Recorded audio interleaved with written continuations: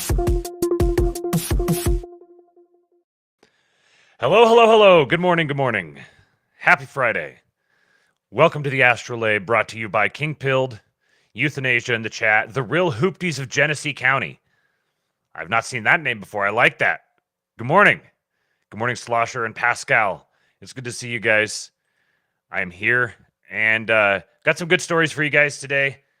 Gonna try to push through this a little quicker than usual because I got to jump on a call after this. I got to jump on a call to discuss future ideas that you guys may enjoy.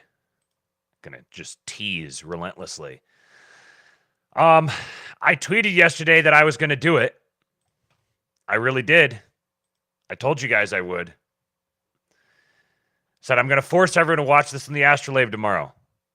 People protested. They complained. 10 replies. People were saying, no, this is cruel and unusual punishment. So I won't do it. I won't inflict that upon you guys. I'll have a little mercy. See, this is where I abuse you guys for a while, and then suddenly I get really kind and merciful, and you start thinking, oh man, he actually does care about us. He's so magnanimous, and that means you guys will let me go even further next time. We're gonna play mind games here. Minoan hasn't seen it yet. Just go look up Costco, guys. Minoan. I did see a tweet as I was enjoying my morning time on the throne. I saw a tweet of someone like going through their numbers, like did a TikTok video or whatever of showing the like how long the account's been around and like how many numbers they were doing until they had their big break all of a sudden, and then they started doing crazy numbers. And he translated that to revenue. I have no idea if it's complete bullshit or not, but it seemed about right that they're making in revenue from their streams, just from the sheer volume of views they're getting, is like $90,000 a month or something. I think that's probably conceivable. Which, I mean, man, like if I knew that I could go just start recording goofy videos with my son in Costco and make 90 grand a month, you better believe I'd be doing that. That is the easiest sales pitch of all time. So shout out to them. I think I'm going to plant my flag on the island. I'm going to be the guy, the Norman Rockwell guy standing alone saying the Costco guys are wholesome. One of my favorite Twitter account names here, Tsarstruck. Such a good name, Tsarstruck. I had tweeted this video yesterday, and just as I was sitting down to do the show, I hit the start of the stream, and while the intro was playing, I saw this notification, and I thought this is actually a really interesting point. So I posted this yesterday. I want an ice cream. How quickly would I? That sends an ice cream. Oh shit.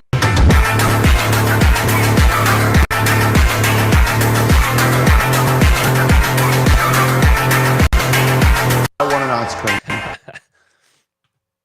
So, the point that, oops, hold on, let me X out of this.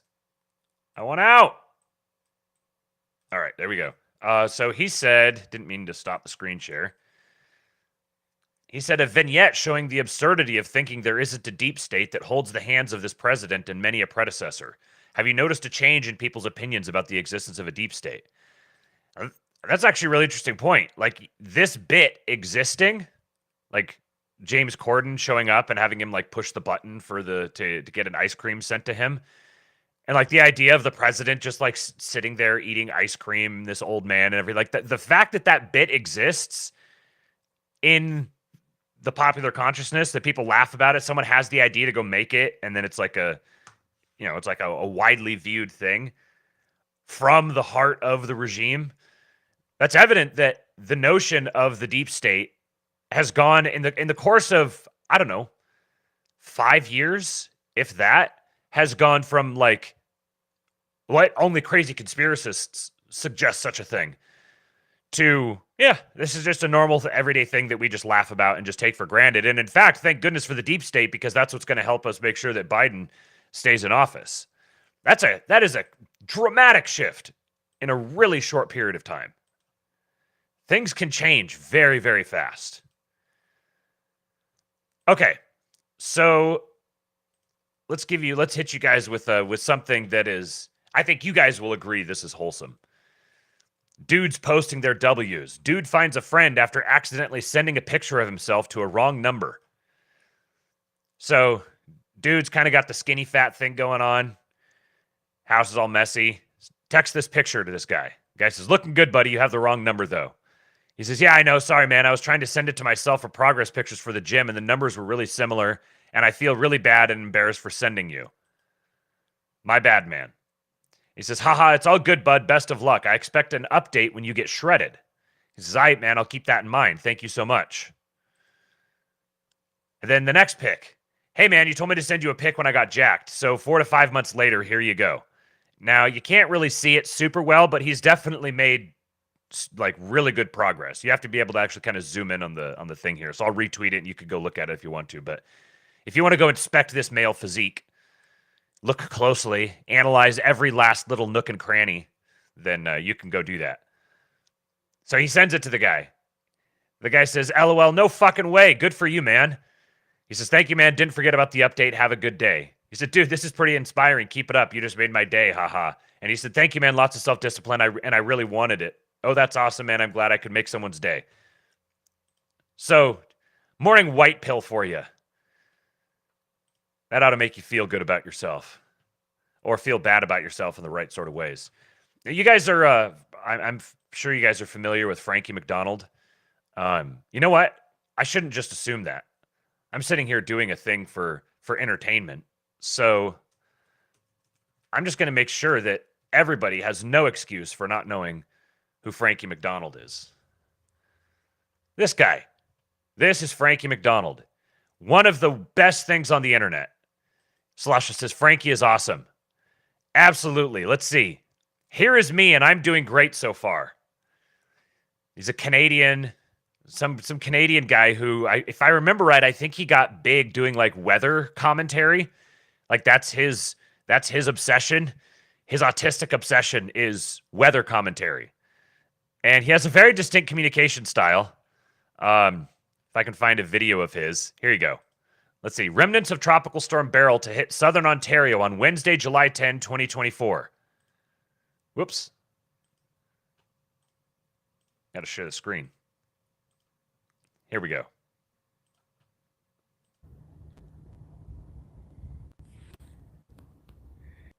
This is Frankie McDonald, my own team station, live from Sydney, Nova Scotia. Remnants of Tropical Storm Barrels headed towards southern Ontario on Wednesday, July 10th, 2024. It's going to bring a lot of rain. Winds are going to be very strong, especially in Toronto, Ontario, including Hamilton, Ontario, Mississauga, Oakville, Burlington, and Hamilton, St. Catharines. Niagara Falls, including Guelph, Brantford, and Paris, and Woodstock, and Stratford, including Kitchener, Waterloo, Cambridge, and Owen Sound, Guybridge, and London, St. Thomas, and Tillsburg, Chatham, Sarnia, and Windsor, Ontario, and Peterborough, and Kingston, and Cornwall, and Ottawa. It's going to bring a lot of rain. Winds are going to be really strong, including Buffalo, New York, USA, and Detroit, USA. It's going to bring really strong winds in Sarnia, Ontario, with heavy downpours that could cause storms to back up the streets in southern Ontario, especially in Toronto and the surrounding areas. So that's Frankie. He also posts things like, I'm sure I'm going to stumble across it because I've just seen these going around recently. Holy crap, Frankie. Yeah, me doing an earthquake siren. Hey everyone, let's do a quick siren.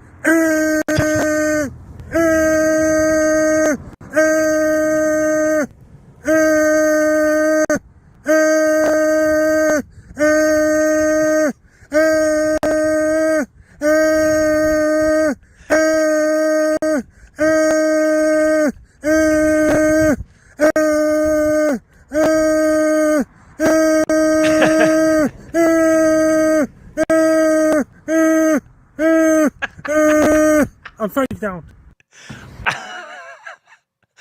I love Frankie so much. He is the best human being alive. Reminds me of the most annoying sound in the world. Yeah. But when Frankie's doing it, it can't be annoying. I could fall asleep to that. So Frankie now has a silent challenger. I showed you guys that to show you this. Someone posted this video, spent the last hour going down the rabbit hole of this autistic black guy on Instagram who thinks he can create leaf tornadoes. And this guy quote tweeted it and said, thinks, shows definitive and concrete evidence that he can create leaf tornadoes. Watch this.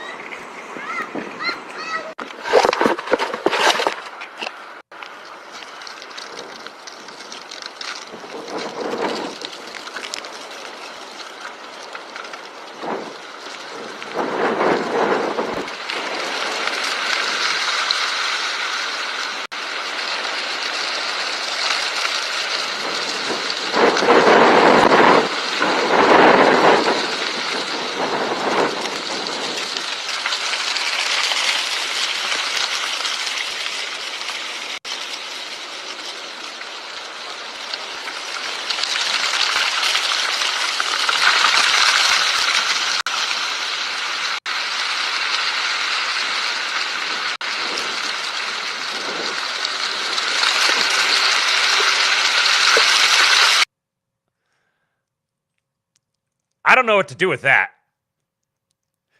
Because I first started watching it and I'm like, okay, I see how this is. So he's got like a fan or something, or he's in this particular area where these little tornadoes keep spinning up. So he's just trying to time it right, just taking this video. But I don't know, the last 30 seconds of that looked pretty legit. Euthanasia says Stormy was right, magic is real. I mean, I don't think that all the mythology came from nothing. I think the idea that human beings can influence the world around them in unseen ways shouldn't be at all surprising, honestly. We've been very dulled to this sort of thing, living in the age of rationalism. But we have moved beyond the age of rationalism. And I don't think that it is a coincidence that the effect of human beings moving beyond the age of rationalism itself would cause a sudden reemergence of things that seem non-rational. The kind of crazy thing here, too, is that I think that there's a way this seems irrational. Like the way that you can like use your mind and just spin your arms and you draw the wind in and change the weather and everything. Like, it seems irrational. But I think part of the human experience is like delving into these things that seem irrational and finding a rationality at the bottom. You have to see the thing, you have to observe the thing and observe the connections to be able to start studying them. But if you honestly start studying them, there is a rationale to it. This is what, things like sacred geometry and stuff are getting at, that there is an intentional, coherent structure to the universe. And you can study and understand that structure. The error that you have the error of rationalism, and then you're going to get like a corresponding era of I don't think it's right to say irrationalism, but it's going to be like a war against rationalism. People are gonna like rubber band effect away from it, to where they see these things, these sacred geometries. They see the very clear evidence of design in nature, and we're going to get the exact opposite, where everyone is going to be an intelligent design proponent. You're going to be laughed out of popular society if you're like, no, it just evolved on its own. Everyone's going to be an intelligent design proponent. They're just going to call it simulation theory. They're already doing that. You can see it happening. No, there actually is an intelligent design, and what that intelligent thing is that designed me is me, because I am God. We are all God. You're God. I'm God. This is where the mainstream is headed. This stuff has been kind of on the fringe, lurking around for a little while, but it is going to be mainstreamed like a mofo. And there's, even in them coming to that conclusion, if you imagine these are people that are like blindly groping around in the dark and just like trying to make sense of the things that they're seeing, and they're just like jumping to a conclusion, then like they're looking at theosis and seeing it wrong. Like God became man so that man might become God. There's a truth to what they're seeing, because they're looking at reality, and reality is true. Reality is a manifestation of the truth. So they're looking at it, but then they're filtering it through distorted faculties and coming to a wrong conclusion about what they're actually seeing.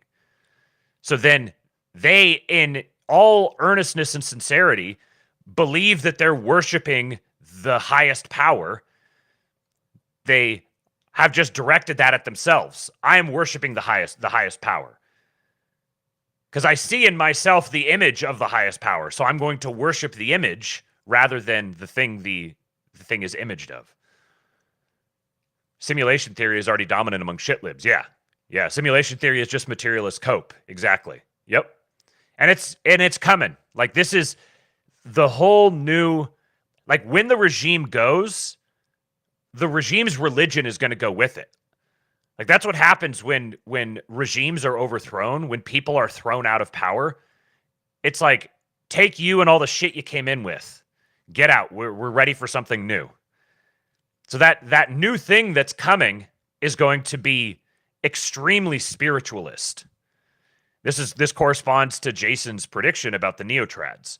You're going to get like the form of it. You're going to get the form of devoutness and spiritualism, and there's going to be Christian revival, and everything's going to seem great on the surface, but it's going to be hiding much darker things underneath, which is this element of self-worship. It's a different, because liberalism itself is self-worship of a different kind.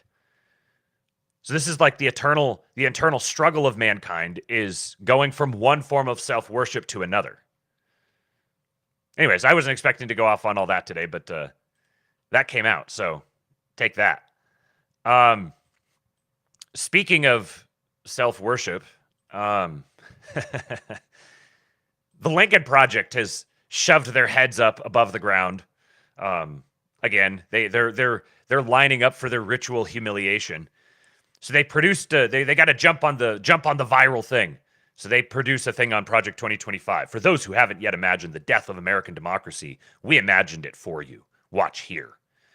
And Lee Enfield, one of the best follows on Twitter, he says, just seeing this, but it's 100% what I hope happens, LMAO. So let's watch this. Now, I don't know if they might have posted this on YouTube, so watching it may make the YouTube stream go down. If it does, just hang out. It'll still be streaming on Twitter, and as soon as it's done streaming, then the YouTube stream will come back. November 5th, 2024. Donald Trump defeats a divided and dispirited Democratic campaign. On January 20th, 2025, Donald Trump is sworn in as the 47th President of the United States. Unfortunately, he keeps his promises.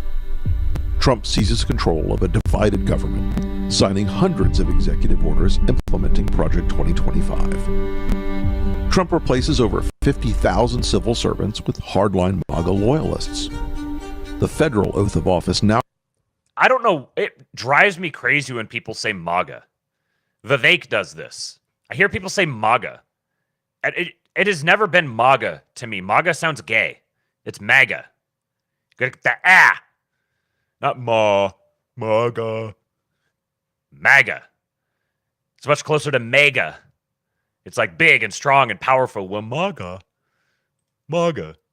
I expect these guys, but like that is MAGA is the Lincoln Project. When you say MAGA, I'm like, there's something wrong with you. Like people who say GIF. Now requires declaring loyalty to the president, not the Constitution.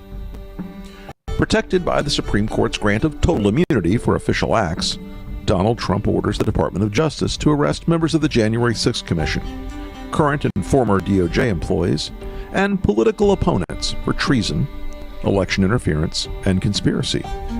He declares it to be an official act.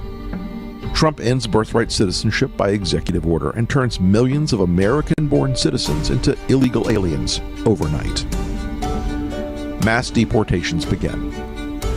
Hundreds of thousands, including legal U.S. residents and American citizens, are imprisoned in newly built camps. Protests erupt. Trump addresses the nation from the Oval Office, invoking the Insurrection Act and declaring the protesters a danger to American sovereignty. He orders the National Guard to use deadly force to suppress the protests.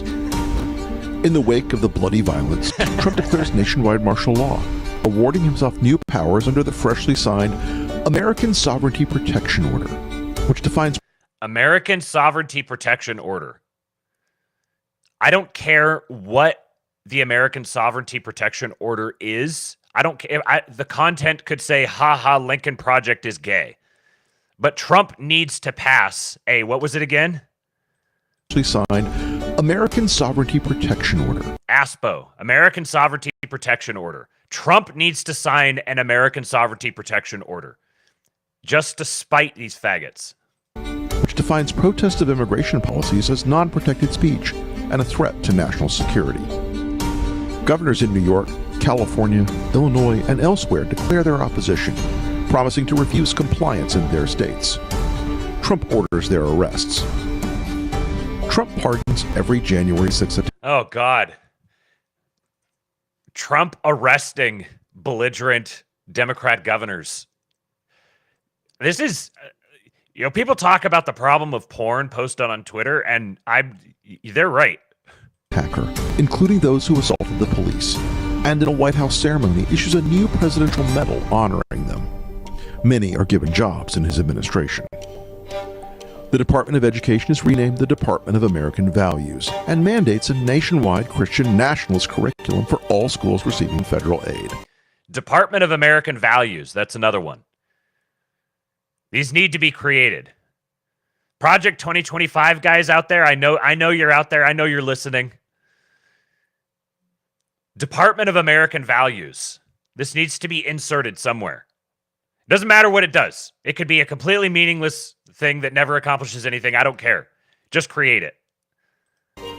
Trump, joined by Speaker Mike Johnson and evangelical leaders, announces that the Department of Health and Human Services has reclassified mifepristone, making it illegal to distribute or prescribe, as well as new HHS regulations that make IVF treatments impossible to legally administer. Trump reverses one campaign promise by declaring a national abortion ban by executive order. Challenges to his authority are rejected by the Supreme Court, which has seen new appointments from Trump after it was expanded to 12 justices. He signs an executive order removing abortion records from HIPAA privacy regulations and announces a new federal data sharing program so states can monitor women's periods. Thousands are detained while crossing state lines. Really, this whole thing is just an excuse for these guys to fantasize about women's periods. Suspicion of seeking an abortion. Trump's acting Secretary of Defense, a disgraced ex-general, fires over 400 generals and admirals, leaving the military leaderless. Other Trump appointees purge the ranks of the CIA, FBI, and Department of Justice. By executive order, Trump withdraws the United States from NATO and ends Pentagon cooperation with Ukraine. Russian tanks enter Kyiv. Vladimir Zelensky is killed.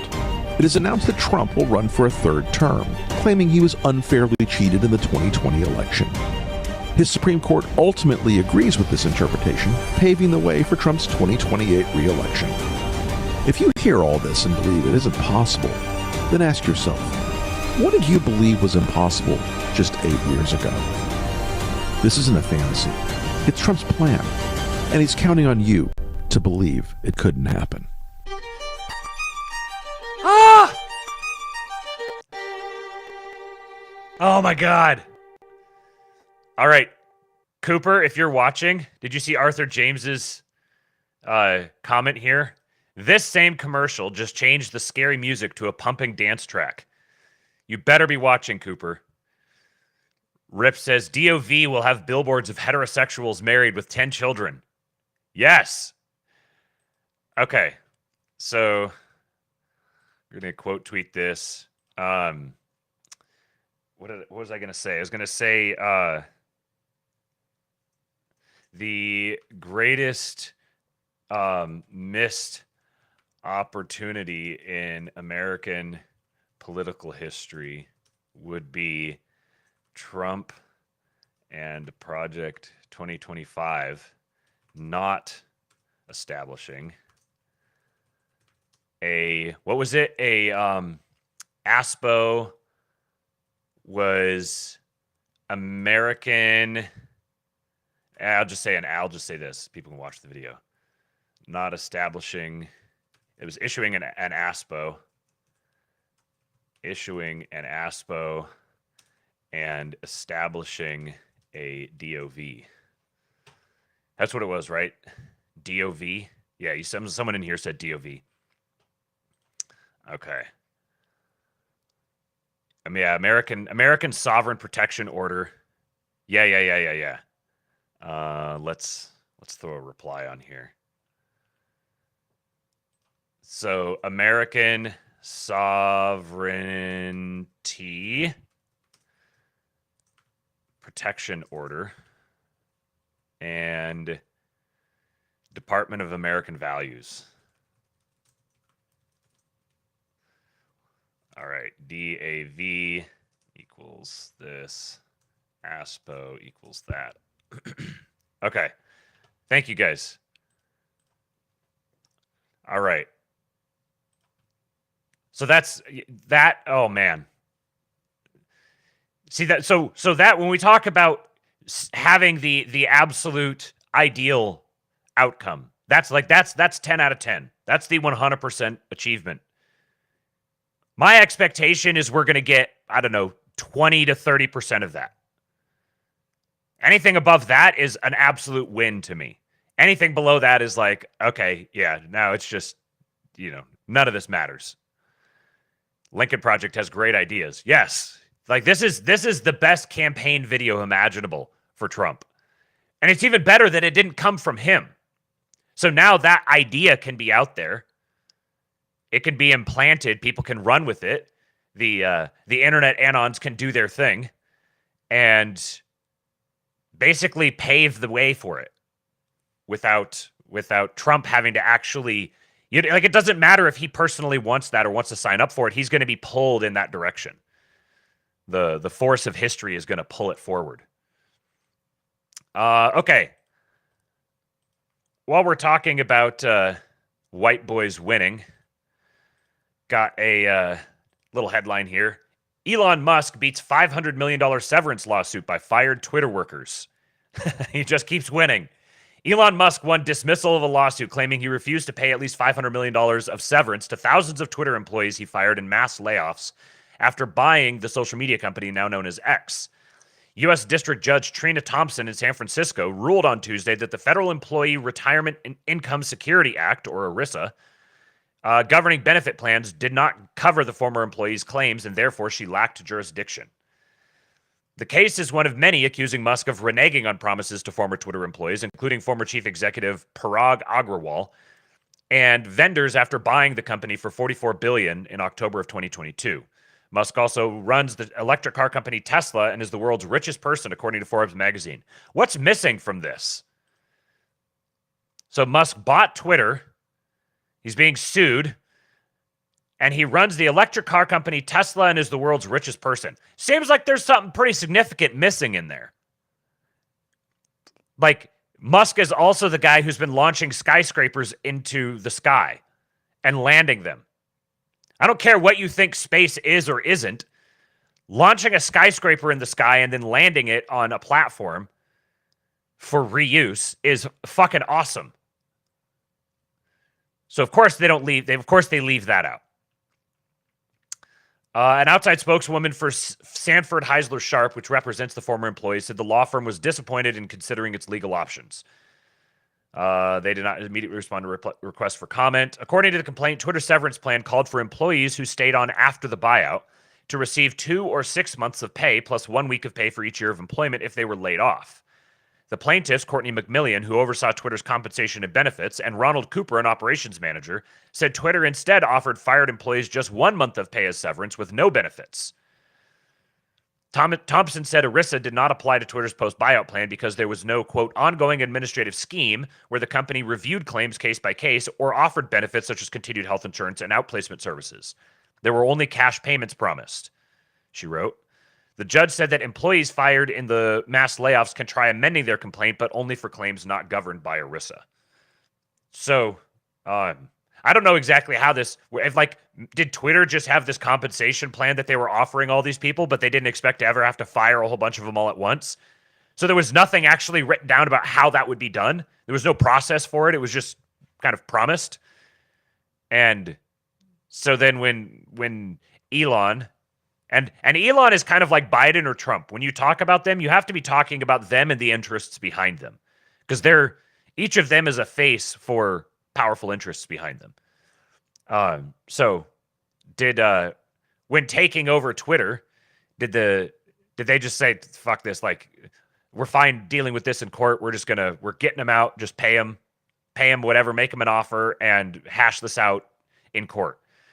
Or is it complete bullshit? I don't know. Okay. So a little while back, we talked about this raw dogging flights. The dangers of raw dogging on a plane. Here's why experts are warning against bizarre trend. And I think this is really funny because anybody reading raw dogging on a plane, they're 100% not thinking about what the actual article is about. So we've got the New York Post posting like onion headlines from 10 years ago. So we'll read this here. The dangers of raw dogging on a plane. They put this dog down.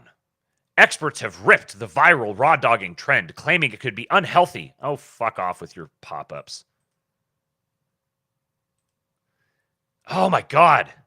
No, do not show notifications. Go away. Okay.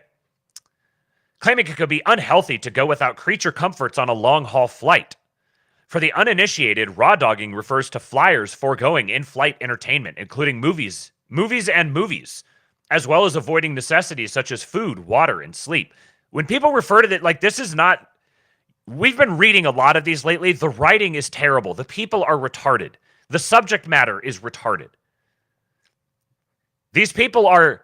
It's not even appropriate to call them the mainstream press anymore. They're not serious people. Including movies, as well as avoiding necessities such as food, water, and sleep. In short, raw doggers, oh my God. In short, raw doggers, most of whom are men, spend the hours up in the air staring blankly into space. But travel experts say it isn't actually a healthy way to decompress. Travel experts. Who the fuck is a travel expert? Is this like someone who flies a lot? Or someone who I don't know, owns a travel company? So they like sell tickets to people. And this is the expert. Like, how do you put an article like this together? Imagine being a professional person who's paid to go out and go find a travel expert. Hello, sir. You seem like a travel expert. Can I ask you about raw dogging on flights? These are serious conversations that people are having. They're sitting there taking themselves so seriously, asking retarded questions with a completely absurd premise. It makes for great content, though, which is the reason why. Shout out, I got a super chat here. Shout out to JD Soa. $10 US. Woohoo! We got American money. Real money. God's money. He says, boogity, boogity, boogity. Amen. Yeah, what you said. Javier Oliva says, the competency crisis hits the press. Yeah, they were always corrupt leftists, but at least they could string some pretty words into sentences. I think this is what's called a slow news day. You will reduce your attention span and you will be happy. Yes.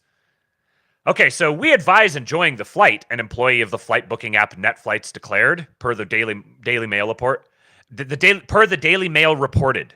What the fuck? We advise enjoying the flight. The people who sell tickets to flights. Holy crap. This is insane. So the people who sell tickets say, yeah, you should enjoy it. We think you should enjoy it. You should definitely keep buying tickets. The experts warn that foregoing liquids in flight can lead to headaches, dizziness, and fatigue. With low oxygen pressure on flights and a change in humidity levels, an increased amount of water evaporates from our skin and lungs when flying. So it becomes increasingly important to stay hydrated and consume liquids when flying, the travel pros cautioned. Even celebrities like Jerry O'Connell, pictured, are apparently hopping on the trend. Who the fuck is Jerry O'Connell? This is your celebrity? Jerry O'Connell, American actor. Oh, that guy. Okay, the guy from Sliders. Okay. By a similar token, abstaining from snacking can cause fatigue and extreme tiredness, per the experts. Gotta eat the shitty peanuts. If you don't eat the shitty peanuts, then you might get fatigued. Who encourage people to eat while in the air so they can feel energized upon arrival. Make sure you spend more money on the flight. Person who sells flights and flight tickets says. Meanwhile, those who abstain from sleep on a plane actually take longer to adjust to time zones. Relaxing and sleeping on a flight can allow your body to rest and recover, minimizing the potential effects of jet lag, the experts wrote. However, proponents of raw dogging claim that this in-flight fast is essentially a test of wills, seeing who can resist the temptations of air travel like a Siddhartha in the sky. The power of my mind knows no bounds, UK DJ Woodini bragged to his over 13.2 million TikTok viewers after completing this minimalist challenge. But while raw dogging is billed as a surefire way to strengthen mental fortitude, it can actually have an adverse effect on a flyer's mindset.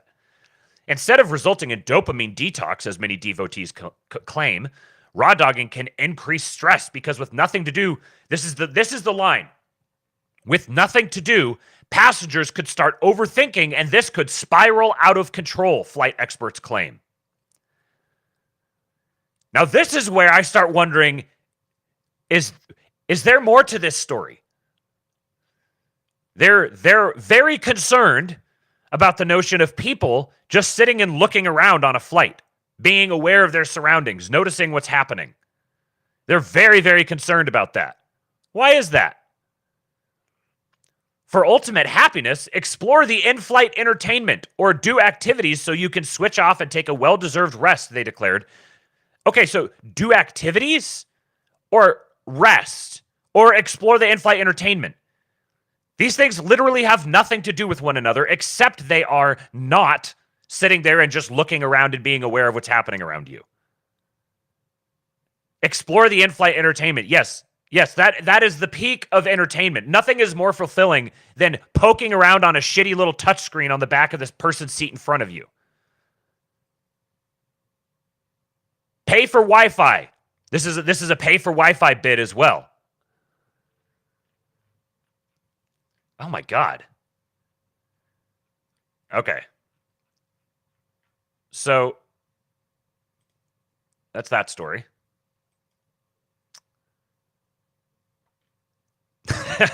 Lee Enfield said, did Mr. Peanut write this article? Harry Bergeron says, tell every single expert in this story they will be destroyed as per 2025 project guidelines. Oh, man. Okay. So now I've got a whole bunch of things here, all related to... this needs to go over here. All related to the subject of John Deere and Robbie Starbuck. So here's an example of one of these guys who I find him a little... I can't really watch him. He's a little too normie, a little too cringe, and so I have a hard time watching him. But from afar, I can tell he's doing good stuff. He's really doing good stuff. He's the one who did this big... He's along the same lines as like Chris Rufo. There's like Chris Rufo is within the whole education milieu, and then Project Veritas is going into like the different federal bureaucracies and stuff. Robbie Starbuck is going after corporate America. And he's digging out DEI and ESG stuff, and then he makes big presentations about it, and they go super mega viral. And it actually forces the companies to bend the knee to some degree. They're forced into compromising. It creates a massive PR headache for them. He did this to Tractor Supply recently, which is this is brilliant strategically. But they're okay. Which companies are we going to go after? Well, we want to go after the companies that are the most abandoning their core constituency. So these companies that cater to right-wing America are all run by rabid leftists. They've infected it through the HR department, which was exactly the point of the DEI and ESG initiatives. They hate the people who purchase from them. So he went after Tractor Supply and got them to break down and bend the knee. Good for them. Good for him. Now he's going after John Deere. Let me see some of these comments here because I see people saying stuff. David Nettie, I wonder how the travel experts would react to people just saying the Jesus prayer the entire flight. Probably, they would probably think that you need to be put in a rubber room. That would be my guess. Javier Oliva says, Robbie Starbuck got removed from the Tennessee GOP ballot because he was too right-wing. Interesting. CB says, I worked with Robbie Starbuck. Super cringe. He lost his vape charger and made everyone look for it for 20 minutes. See, that squares for me. Like that, I don't know. I can appreciate what he's doing and also be like, yeah, he's not really my people. Another guy that's similar to this is Scott Pressler. He's another guy that's like, Rufo's more tolerable. James O'Keefe is pretty cringe. Robbie Starbuck's kind of cringe. Scott Pressler's kind of cringe. But these guys are all doing really good stuff. Scott Pressler's thing is like community organizing and doing like ground game stuff, going door to door, and he's been very much on election integrity. And last I heard, he and Laura Trump had set something up where they're beginning to use his team for their ground game stuff, that would be a good thing. Robbie, actually, no, this isn't the video we want to start with. Where was the first one? Okay, here it is. He says, this was from July 9. So we'll just watch the video. Supply where we got them to drop. All right, y'all, it's time to expose John Deere. As many of you know, we had a very big win recently with Tractor Supply where we got them to drop all their woke policies. Well, I regret to inform you that John Deere, another company that relies on conservative customers, has also gone woke. This page you see behind me is their personal pronoun policy. They encourage employees to use pronouns in all communication. And I'm just warning you now, you're gonna wanna strap in because this is going to be a long video and in my opinion, much worse than Tractor Supply. But let's continue. This is an event that John Deere sponsored called Capital City Pride's Little Rainbow Run. It was for kids as young as 3 years old to engage in pride. And side note, I don't care if you're gay or straight, kids should not be celebrating what type of sex you like. It's weird, it's creepy. Here's a fun photo we found on LinkedIn. Yes, this is John Deere employees being trained on the genderbread man. Yes, the genderbread man. If you're not familiar with that, it's the whole concept that basically gender is completely fluid. There's no such thing as your biological sex. You just are whatever you think you are. So much like Tractor Supply used to have, John Deere has what are called ERG groups. These are a way to divide people on identity lines. Pure identity politics. They separate you by race, sexuality, or any number of these things. This is a post about their rainbow ERG group, which if you guessed was their gay group, you were correct. You're going to want to see the logos that were made for it. As much as I wish I was joking, I am very much not joking. These are real logos that were posted on LinkedIn. Which, side note, John Deere is much more open about their belief system on LinkedIn than they are on other social medias. I wonder why that is. But you know what? We'll get back to their stuff on LinkedIn in a minute. Let's go check on their diversity, LinkedIn needs to be nuked from orbit. I'll just say that. Inclusion page. By the way, Bill Gates is their largest shareholder. Are you getting super conservative vibes yet from John Deere? On this page from John Deere's website, they note that the finance team really took things to the next level in 2020 when they said their diversity efforts were just simply not enough. So how did they up the game? Let me show you. One of many ways they upped the game on DEI was for the financing team leaders to do something called a 21-day United for Equity challenge through United Way. So I decided I should take the 21-day challenge. But before I show you, there's a good point. Javier Oliva says, maybe the question should not be, is he cringe, but is he right? I could be wrong, but they shouldn't be mutually exclusive. I think that's true.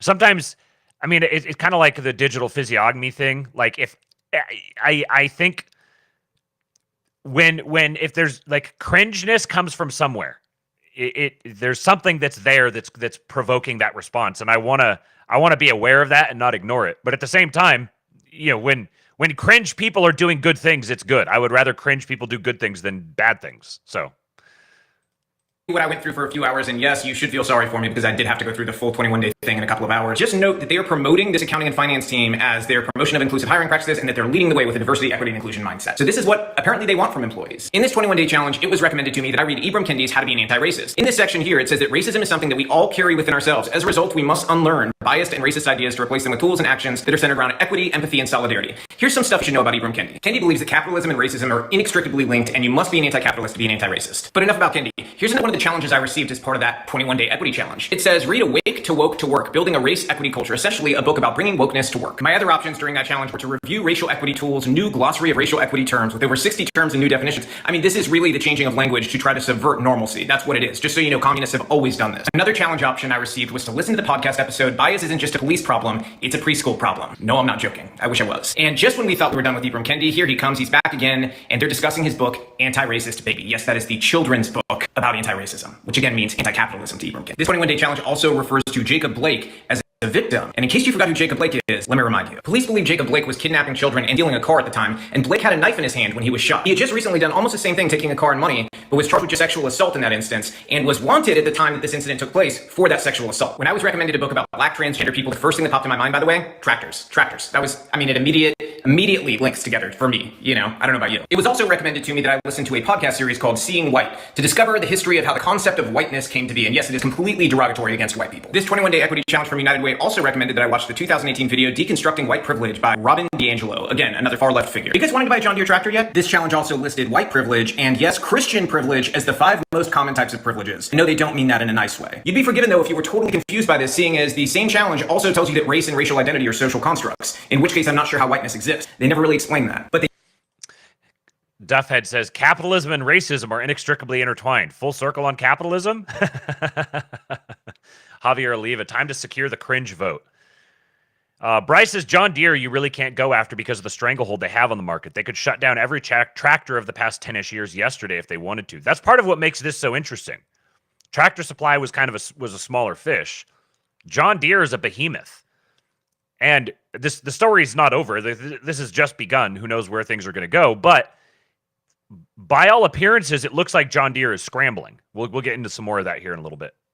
They did tell me 28 common racist attitudes and behavior, which included believing in reverse racism, colorblindness, treating everybody the same, or individualism. Also racist, asking a person of color for help. You should be asking white people. But don't only ask white people because that is also racist, as you see in number 24. Also racist, bending over backwards to help. Shouldn't do that. Also racist. There was a whole lot more crazy, but that's a short summary of that 21-day challenge from United Way. And that was when we talk about the red America versus blue America, the terms that Moldbug used, which I think approximately port to the separate factions that are forming.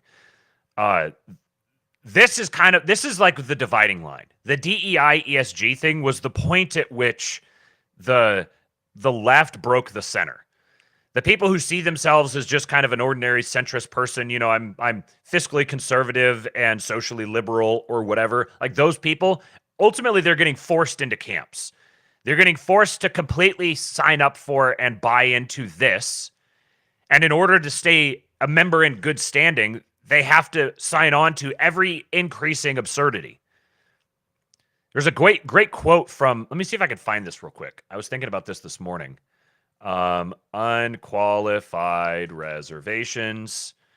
I'm going to see if I can find this relatively quickly because it's a perfect quote. Let's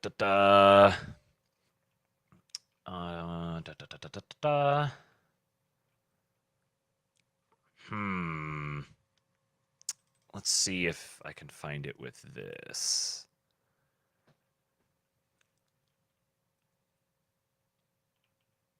Okay, yeah. To believe in nonsense is an unforgeable demonstration of loyalty. It serves as a political uniform. And if you have a uniform, you have an army. I think he said that wasn't exactly the quote, but that captures the essence of it. So this is part of how you maintain like the Bio-Leninist coalition is you have to be coming up with ever more absurd, obscene, shocking, appalling, completely nonsensical ideas that people have to stake themselves to, because that's the best way that you can maintain your vanguard. The way you maintain your coalition is by ensuring that people have to keep signing on to this. They keep having to pledge their nonsense. It's easy to pledge yourself to something that's true and obvious, but that's not a real test of loyalty. The true test of loyalty is, will you pledge yourself to something that's completely absurd? So this is the thing that has really kind of broken the regime in half. The whole PayPal mafia phenomenon that we watched coming on the scene was focused largely on DEI and ESG and the way that those are affecting their bigger concerns, which is military readiness, economic stability, ability to innovate, and immigration. So there is a lot of political will against this sort of thing now, which means it's the perfect time to really go after it. Because you're genuinely putting some of these companies into a bind. Because it's already, DEI and ESG are already so unpopular. The only thing that's retaining their popularity is these people who are actively pushing it because they've got their own financial interest in it. And really a lot of these companies, the guy at the top, the actual big power brokers, they're not really that invested in this. They're doing it because this is their stamp of loyalty to the regime. And they're just kind of like, yeah, whatever, kind of do whatever. But a lot of the CEOs in Silicon Valley that have been held hostage by these people have been privately cultivating a lot of resentment toward it. So you give them an outlet for that. You let them, you suddenly give them an opportunity to be rewarded for going against party policy, and their loyalty to the party is going to fall apart really fast.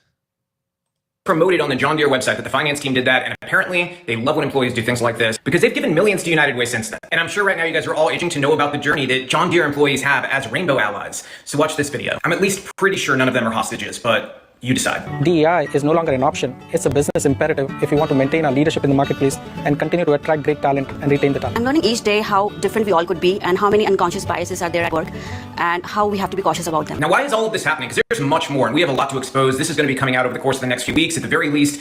But we need to point out, it seems like all of this has started to happen under CEO John May. John May, since he's been there, has overseen all of these woke policies coming forward, the embrace of DEI, which is just inappropriate. We don't seek our values to be forced on anybody else. We just want neutral workplaces and neutral businesses to buy products from. Wrong. We don't need your politics or your social values. We just want to have good products and customer service. Wrong. That's it. So John has a choice to make, and that's his choice. He's either going to double down on these crazy policies or he's going to recognize that they are diametrically opposed to the values of his customers. I hope that he chooses to get rid of these crazy policies and do the right thing like Tractor Supply so we can bring America back to sanity. And you know, I don't know about y'all, but I think John Deere would be in a much better position if they were more focused on the core business instead of DEI and woke policies, because they just had to do mass layoffs and have announced a production shift to Mexico. I can't think of anything that's a larger betrayal of the American worker than taking jobs to Mexico while forcing... This is the perfect angle to attack them on. This is the perfect angle. You use the DEI and ESG stuff to put pressure on them for this. They're announcing mass layoffs in the Midwest amid production shift to Mexico. How do you think this squares with the rising political sentiment behind the idea of reshoring manufacturing and industry? This is where you get to the big boy political battle. This DEI down their throats. It's a violation of so many of your employees' values and your customers' values to push this woke Trojan horse for leftism. It is time for a change to bring America back to sanity, and that is what our exposés are going to continue to do, is put pressure on corporate America to tell the truth about the values they're espousing, to tell the truth about how the corporate equality index is influencing them, because again, this is a company, John Deere, with a 95 out of 100 from their CEI score at the Human Rights Campaign. If you've had So I don't know if this is completely intentional by him. I think I'd give him the credit that he understands exactly what he's doing here. The DEI ESG thing is a proxy for the deeper thing. Because it's the secret handshake, as Euthanasia said here. He said they're selling access. This shit is the gay secret handshake of their groups. Once that secret handshake becomes public, and you see, wait, all the DEI ESG stuff also goes with the incentivizing mass immigration and exporting industry to other countries, and these things go together. Because one is used as the foot in the door and the wrangling mechanism for the other. So if you want to go after the offshoring manufacturing and production and importing immigrants, then a great way to do it is to expose the secret handshake that reveals the nature and the cynicism of the coalition and drive them away from each other. enough and you've been a John Deere customer or thinking about becoming one, there's their customer service phone number at corporate headquarters. Call them, not your local people, okay? Your local people are not the problem here. Your local dealer is likely just as opposed to this as you are. Feel free to let them know because they run it up the chain, but call this number right here for customer service and let them know how you feel. Also, if you want to email, you can email publicrelations@johndeere.com and let them know how you feel about this. That's it for now, but there will be much more soon. It's interesting that now he's orchestrating these call campaigns, because it used to be like call your local congressman or your senator or whatever. But now the I guess, like normie conservative masses have awakened to the reality of the nature of the regime, that it's not simply a government problem, that their elected officials are pretty powerless to do anything about this. That's not the correct vector for going after this sort of thing. It's Rip says it's not hands they're shaking. Good point. Make sure you wash your hands, folks. You never know. When you shake someone's hand, you never know what they were shaking just before they saw you. Trump executive order. All CEOs will be paid in the currency of the country where their factories reside. That's a good one. That's a really good one. Trying to think of how that could be. Like, what would be the externalities of that? Because I think, especially if you're confident in the American dollar retaining its status with respect to, because I'm thinking about that as like a vehicle for Bitcoin becoming legal tender. That's a very interesting thought. Bryce said this guy's definitely being paid by lobbyists being pushed by lobbyists to go after them on this. Yeah, and I think this is like, think about the type of lobbyist that's going to incentivize this sort of thing. It means either let's see, if you're optimistic about it, then it's guys that are like our guys that are doing this. If you're cynical or pessimistic about it, it's guys who are willing to sacrifice the DEI ESG. They're not married to it. So they're not strictly part of the regime because they don't care for this. They don't have any utility for the secret handshake. So they're willing to sacrifice the DEI ESG thing, which means you're sectioning off these different segments of the coalition. I think people look at these sorts of maneuvers and we have this desire to like find the kill shot. Get the one thing that just magically blows up all the bad guys and installs all the good guys in power and then dusts off our hands and right off into the sunset. And there is no thing like that. There is no attaining something. Living in a democratic society as we do, a society that's been completely enculturated in the mythology of democracy, there has to be people who are dedicated to doing this sort of thing full time. And we want to see cooperation between the influencers and the lobbyists and the policymakers. This sort of coordination can actually make major headway, which carves out space for the actual power brokers to move into. So we just have to start, directing them that way. New York Times breaking news: donors freeze $90 million as long as Biden stays in race. Interesting. So the stakes are rising. Okay. Josiah, because they had no or neutral social stances, now they have bad stances. Yes. Conquest law. So this was the first post that he made. And then this is the one. I want to make sure I get this in the correct order. So let's start here and just scroll our way up and we'll hit his other ones. Because there's been evolutions to the story. So this is right after. This is when he first posted it the other day, and then he's got people who are all retweeting it. John Deere's company code of conduct instructs employees on how to ask for pronouns and encourages snitching on non-compliance. The company started off making plows, and now they want to plow gender ideology down your throats. Rip says, close the chat, hit the like.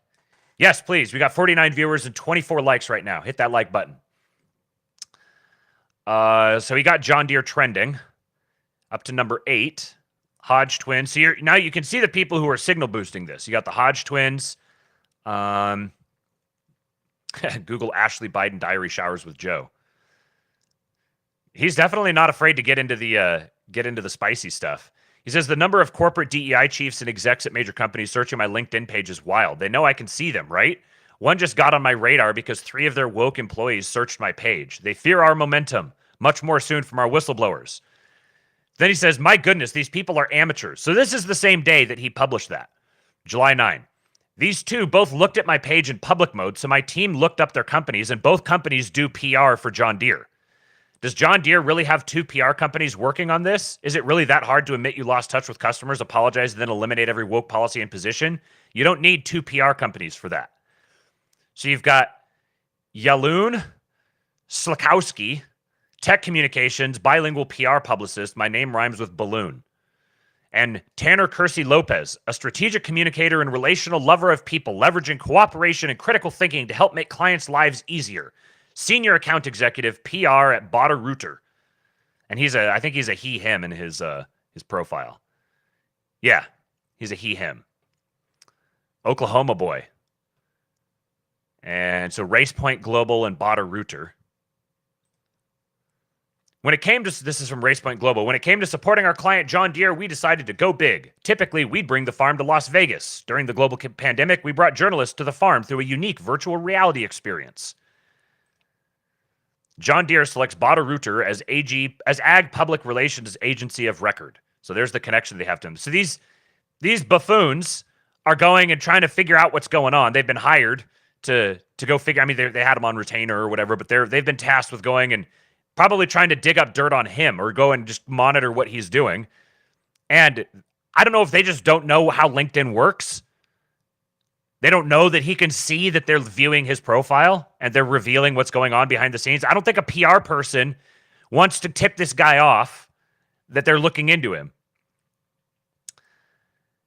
Tegan says, as a PR person, I don't really rate these agencies if they don't properly understand their client's audience. Did they really think wokeness would resonate with the average John Deere customer? Of course not. They didn't care. It's funny to imagine a meeting where they sell wokeness. Crisis firm doesn't even take LinkedIn Premium into account. So continuing along the story, he says, a source in Cedar Rapids tells me John Deere is aware of the backlash and asking for reports on the number of complaints they get. A source says customer service was given this script specifically about complaints from my video. It sounds to me like they want to see how big the backlash is and how long this will go on. Upset customers will have their complaints logged, and that's very likely very important to how they'll respond. If you're calling, just remember to always be respectful to customer service. Being respectful makes a difference. Many of them agree with you but have to do their job. They also said it would save time if you call this number and press option 2. And then there's the email address, their publicly listed email where you can email questions about their policies. So this is the response that they gave. Standard response if unbriefed. If no specific instructions have been provided, use the following script. Thank you for reaching out and expressing your concern. We greatly value your input and take these matters seriously, blah, blah, blah. While I may not have the specific details you need, I assure you your concern will be blah, blah, blah, blah, blah. Currently, may I assist you with any questions related to our ag, blah, blah, blah, blah, blah, blah, blah. Okay. Corporate speak.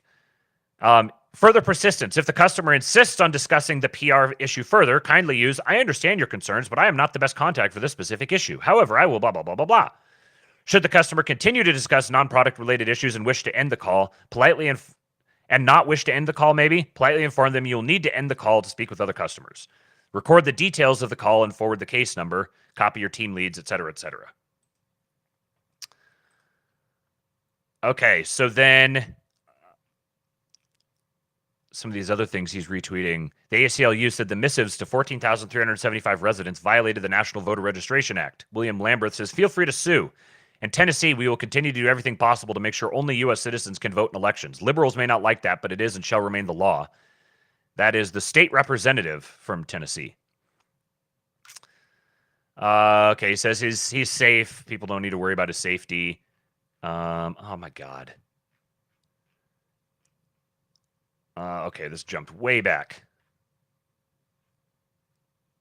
July 8. So July 9 was when he first posted it. There it is. People retweeting it. Get back up to where we were. John Deere is firing hardworking Americans who work in production, shifting production jobs to Mexico. I think nothing runs to Mexico like a deer might be John Deere's new slogan. He's a sassy one. So these are the things that were included in his original video, but he's dropping them off. These are like things that are optimized to go viral, and he's dropping them off periodically to keep the pressure on him. Let's see. He's hitting more of these. So you can see this is a whole planned campaign.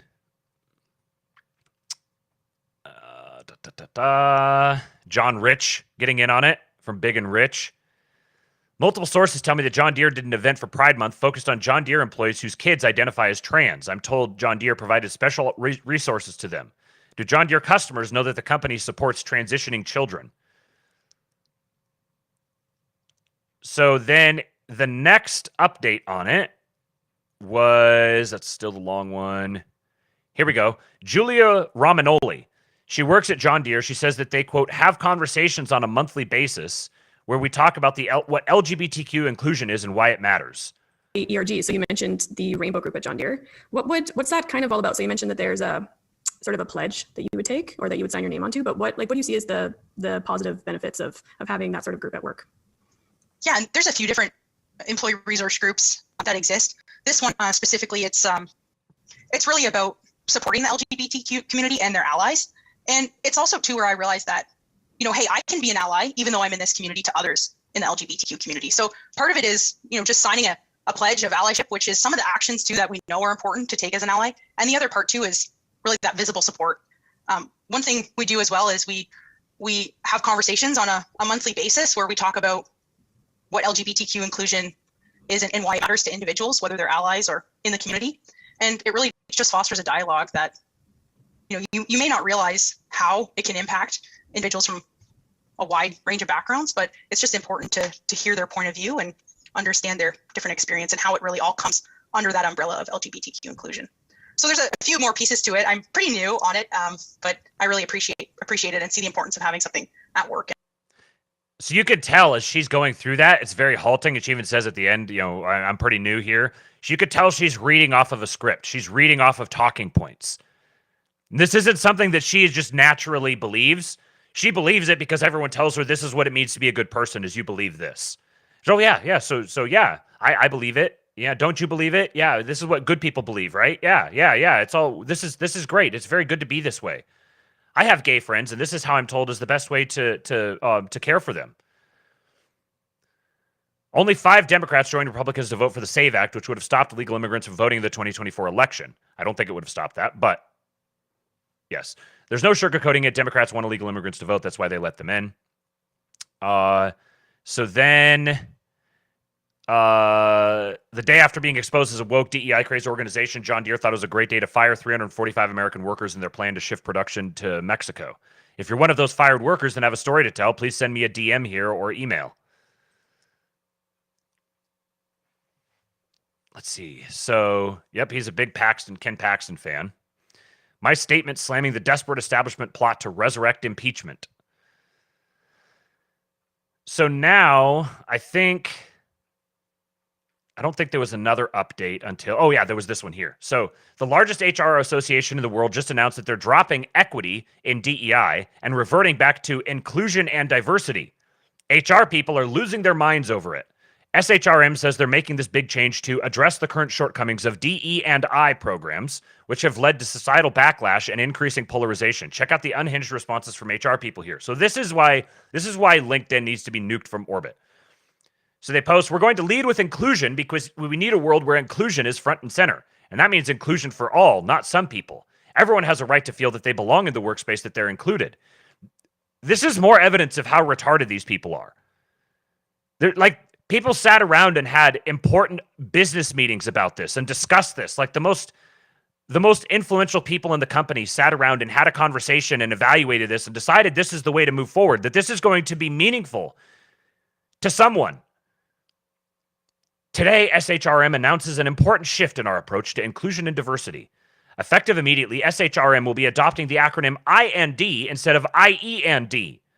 This strategic decision underscores our commitment to leading with inclusion as the catalyst for holistic change in workplaces and society. As SHRM President and CEO Johnny C. Taylor Jr., SHRM-SCP shared in his hashtag SHRM24 main stage address, this is mind-numbing. My brain is having a seizure trying to read these people's writing. This new focus highlights SHRM's role as the foremost expert and advocate in workplace inclusion and diversity. By emphasizing inclusion first, we aim to address the current shortcomings of DE&I programs, which have led to societal backlash and increasing polarization. How do you sit down and have this, like, okay, there's lots of pressure on this DEI thing. This DEI thing's bad. It's not going well. This is a vector for people coming after us. Like, we can't do this anymore. What are we going to do? Well, how about just drop equity from it and make it something different? Now it's just inclusion and diversity. And they're like, oh, that's brilliant. Oh, start typing up the press releases now. IND instead of IEND. So was it IEND or was it DE and I or DEI? How about an IED? I was going to make that a little more explicit, but I probably shouldn't. While we shift to I and D, our commitment to advancing equity remains steadfast. Equity will be integrated under the broader inclusion framework, continuing to be a priority in our strategy and leadership decisions. Who is this designed to cater to? Is this, like, if this is them responding to pressure from their critics, is this expected that the people, okay, they don't have E in the acronym anymore. And they're saying out front, but then they have to pander to the radicals. So, well, don't worry, equity will still be in here. We're just not going to mention it. We're just it's over in here. Well, it's very obviously not going to appeal to the radicals. This is just going to piss everyone off. An HR organization, a human resources organization, is not capable of making a functional business decision that doesn't piss off literally everyone who reads it. Let's drive change together. Adopt I&D today and be a part of this movement. Ben Griffin, he, him, HR leader, change agent, talent developer. Quoting, by emphasizing inclusion first, we aim to address the current shortcomings of DE&I programs, which have led to societal backlash and increasing polarization. He says DEI programs are not to blame for this. Okay, so DE&I or DEI? What's the point of the differentiation here? He's saying DEI programs, quoting them saying DE&I programs. How do these people tie their shoes in the morning? DEI programs are under fire due to bad faith actors in our continuous culture war, seeing DEI programs as something they can attack for political points. SHRM acquiescing to those bad faith actors only emboldens them. This is a shameful decision. Here's Yad Evanhelo Nasser. Louis, these people, global inclusion and cross-cultural strategist. Just say, all lives matter and get it over with. Stop beating around the bush with this kumbaya sad song speech. This is embarrassing for y'all. Dropping the equity? Really? 79 people like this. Karen Ewan.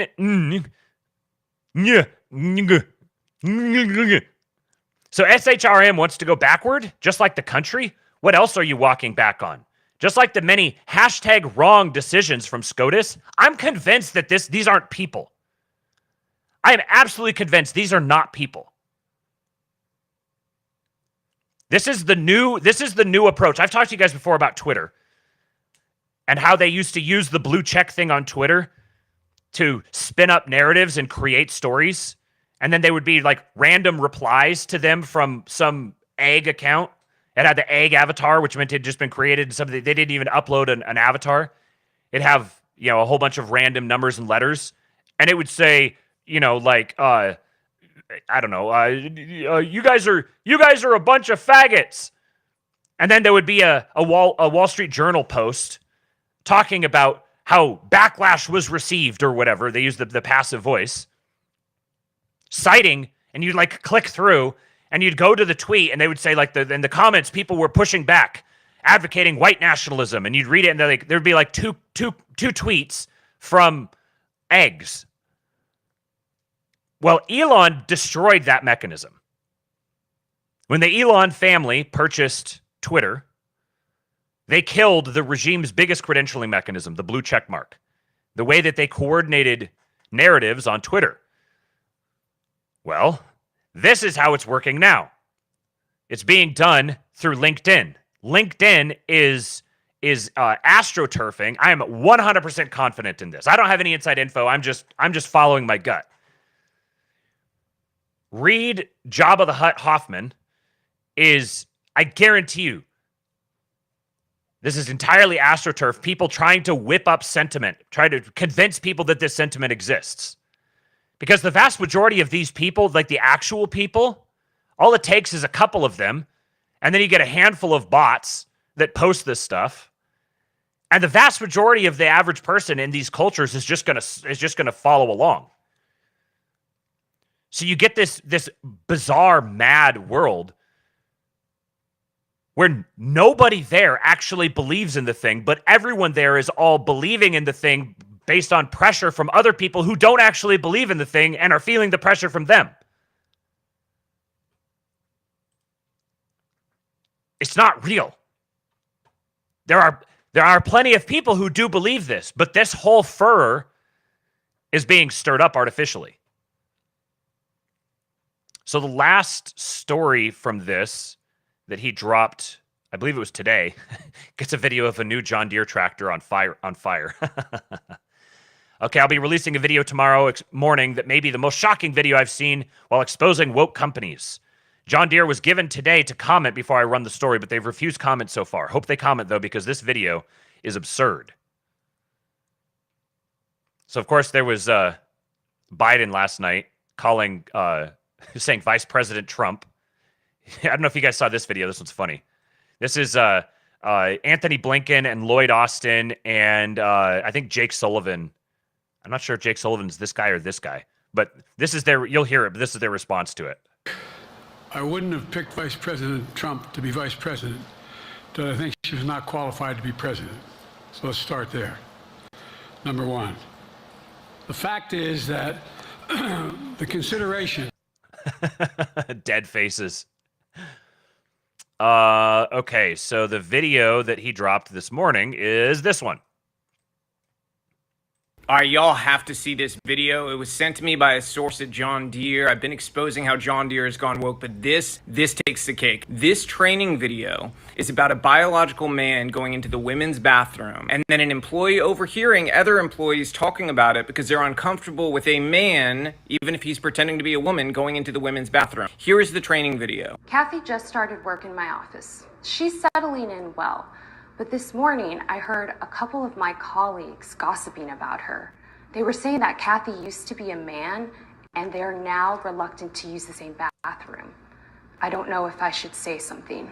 Now, what do you think it is that this lady's supposed to do? Let me show you. Look at this. Whether or not these rumors are true, Rashmi should report this right away to the appropriate department or manager. Revealing someone's gender identity without their consent before they're ready is called outing someone, which is a violation of their privacy. The gall to say it's a violation of their privacy when they're going into women's bathrooms. It's also important to remember that if Kathy is trans, saying she used to be a man is not accurate. Trans women are women, and they've never not been a woman. Am I going crazy, you guys? Like, am I going nuts? Does John Deere know who they sell tractors to? To the CEO, I've just got to say, what the hell are you thinking, man? John May, what are you thinking? John Deere customers, if y'all think this is crazy, here's the contact information to make your voice heard. Good for him, man. I am fully in support of him just harassing these people relentlessly. Just abusing and harassing them. Speaking of abusing and harassing sexual degenerates, some furries apparently hacked the Heritage Foundation, and they're very upset about the Heritage Foundation's opposition to LGBTQ rights. So they hacked the Heritage Foundation, and we got, hold on, go away, text. Let me pull this other tweet up here real quick. Or not tweet, but tweeter. So turns out a powerful mutual of mine, didn't even realize he was. He is Mike Howell.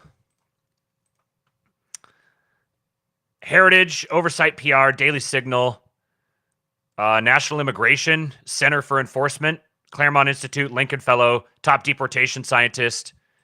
So I don't remember what his position is at Heritage. Let me see if I can find this here.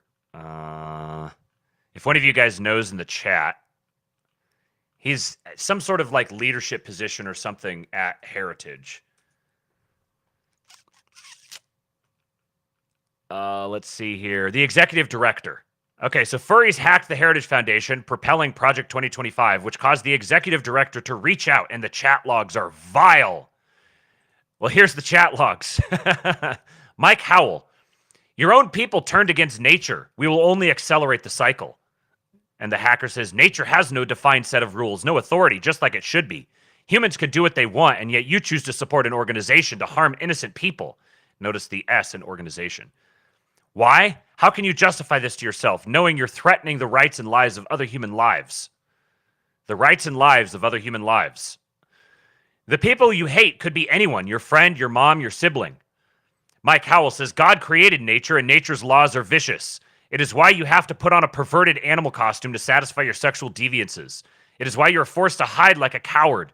You violated our rights and broke the law. You have no standing to discuss such matters. The attacker replies, the rights your org violates will be 10x worse than any crime I've committed. You do not follow God if you use religion as a crutch to hate people. While I hide behind a screen to fight for my rights, you hide behind religion to attack the rights of others. Mike Howell says, would you like to meet virtually or send an emissary to meet in person? He says, I would like to be left alone without my rights being threatened. He said, are you aware that you won't be able to wear a furry tiger costume when you're getting pounded in the ass in the federal prison I put you in next year?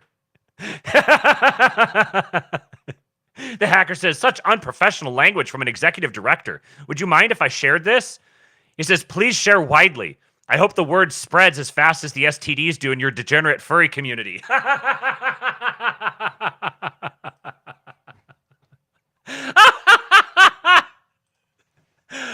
Oh my God.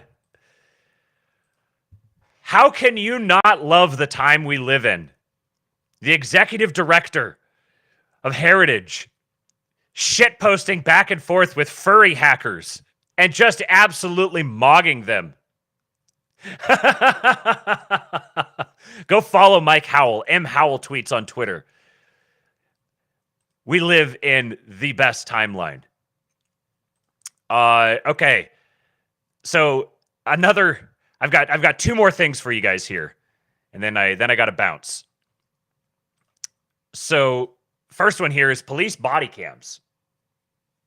So I'm sure you guys are old enough to remember when police body cams were a major source of conversation. Then you had the whole defund the police agenda and all the... It's kind of weird to think about, but this used to be like the pressing issue that defined all political conversation was the relationship between police and black people. For almost a decade, this was the most significant thing that people talked about. Maybe it wasn't a decade, but it was close. Well, the libs are realizing that they didn't know what they were getting themselves into with the police body cam advocacy. Woman Definer here says, leftist just learned that police body cams make them look bad. So here's the thread. Alec Karakatsanis, Equality Alec. He says, thread. I didn't fully know what to expect when I started digging into over a decade of records, statements, financial data, and other information about police body cameras. I suspected it to be troubling, but what I found shocked even me. I also examined hundreds of news articles about police body cameras. The result? The public campaign to sell police body cameras as a liberal reform is one of the great frauds of modern domestic U.S. propaganda. It carries profound lessons for anyone who cares about democracy. First, a fact more people should know is that police leaders and prosecutors desperately wanted body cameras for years. They had a problem, though. Cops couldn't get hundreds of millions of dollars in funding for them. So how did police finally get them? After the police killing of Michael Brown in Ferguson 10 years ago generated massive public outrage over police violence, police and multi-billion-dollar surveillance companies realized they had an opportunity. They realized that while they'd been unable to get local governments to pay billions for the surveillance bonanza before, now they could partner with reformers to pitch body cameras as a solution to police violence. Liberal reformers were a perfect target/accomplice. The sucker realizes he's a sucker. The money started flowing. President Obama called for hundreds of millions in cash from the feds to supplement local and state spending, which liberal leaders and cops championed. The market value of the main companies grew by billions with exploding yearly sales. Almost every news article published for the following decade omitted something crucial. Police and prosecutors wanted the cameras, not because it would make them accountable and transparent, but for exactly the opposite reasons. They wanted body cameras to make them unaccountable and not transparent. Police and their industry allies used the news media to focus the public on the supposed need to capture police violence on video. They said police lacked funding for tech that could provide the public with accountability and transparency. In reality, according to their own statements, they sought the greatest expansion of surveillance infrastructure in modern policing history and dreamed of lucrative contracts to link the new video with AI facial and voice recognition software and predictive policing algorithms. It's funny, if you've seen any of the stuff about the predictive policing algorithms, they often turn out to be very based for some strange reason. For example, they wanted an easy tool that cops could deploy at protests to scan the crowd and know who is there and who is associating with who based on facial recognition.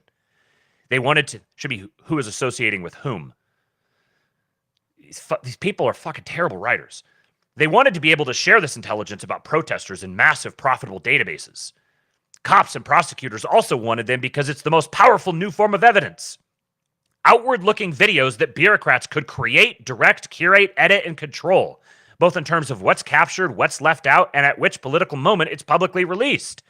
Who could have foretold this? Body camera videos are now routinely used in almost every prosecutor office in the US as evidence to get mostly poor people to quickly plead guilty to things like drug possession and trespassing. They are almost never used against police officers. Wow! These people are so stupid!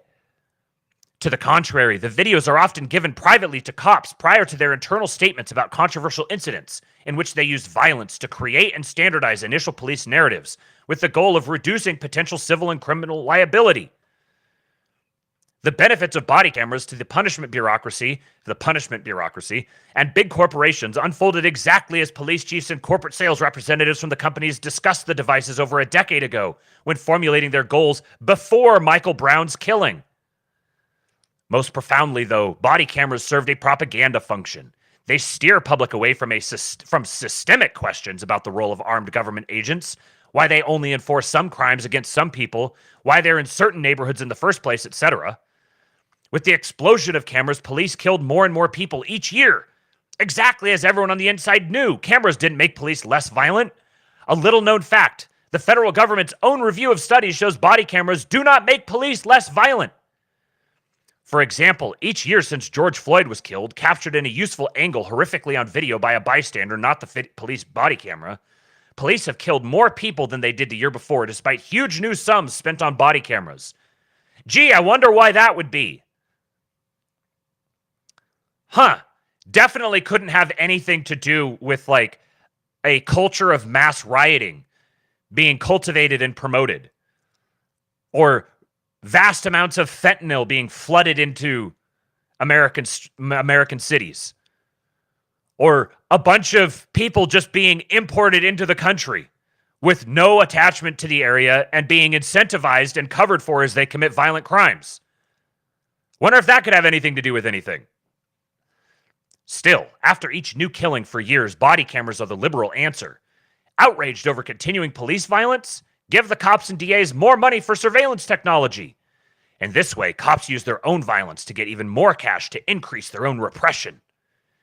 There are so many fascinating details in this story. You can read my full article here explaining this entire process in detail in the Yale Journal of Law and Liberation. Update! I've been tracking hundreds of coordinated far-right replies and quote tweets. They're coordinated. Yeah, they're coordinated around the notion that you were an obvious rube. And they're dunking on you because you're retarded.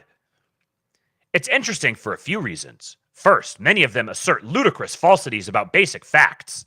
Second, many fundamentally misunderstand the arguments. But most important, the scope and silliness of the right-wing replies all helps make one of the core points.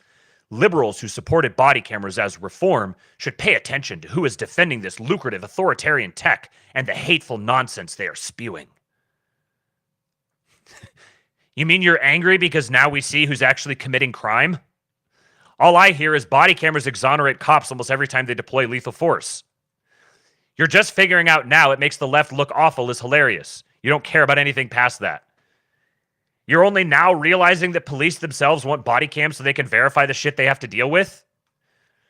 TLDR, progressives wanted body cams because they assumed they would overwhelmingly show rogue cops killing innocent black people, but they're mad now that the cameras are making it clear who's committing most of the crimes. Thread. I didn't fully know what I'd find when I looked into who was stealing packages on Ring door cams, but it turns out it was disproportionately minorities, so we should ban them. TLDR, body cameras helped imprison criminals doing criminal activities. Just one after the other. So, a great and powerful mutual, Kofaithianon, weighs in. He says, hilarious thread by a guy who noticed that body cams undermine the leftist narrative about cops, so he searches for a way to oppose them without saying it's because they destroy the left's narrative. You get the vague hand-waving that uses Prague-coded phrases. They said it was about transparency, Prague good word, but it was actually about reducing liability, Prague boo word, because it implies cutting off the ghetto lottery. In reality, the cops realized that increasing transparency did decrease liability.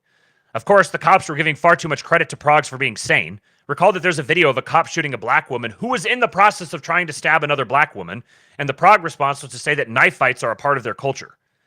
Video evidence of actual happenings makes progressives quite angry because even though they'll continue to believe the party line, they'll feel uncomfortable because the cognitive dissonance is more powerful when they know that others know they don't care about truth. It's an interesting thread because you can see the full progressive verbal fog on display. He's coming out against better and more evidence. He can't just say it makes it harder for us to control the narrative, and he might not even know that's why it bothers him. He just recoils.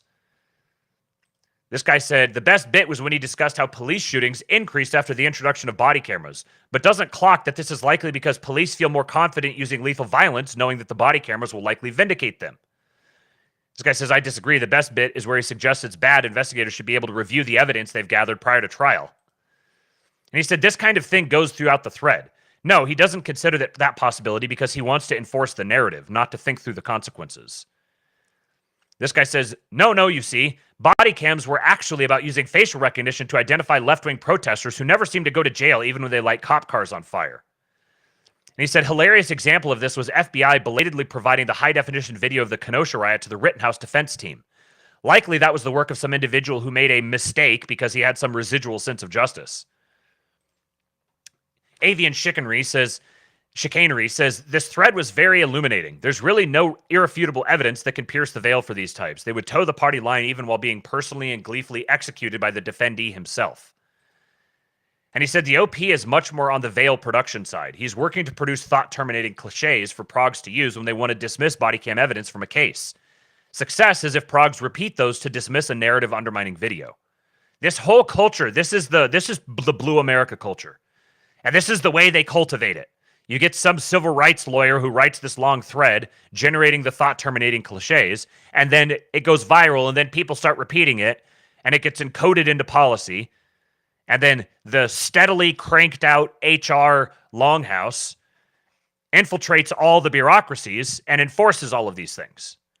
That's the Blue America that is fracturing the regime coalition, because they're more and more insane, more and more departed from reality, to the point where even their ostensible allies can no longer be affiliated with them.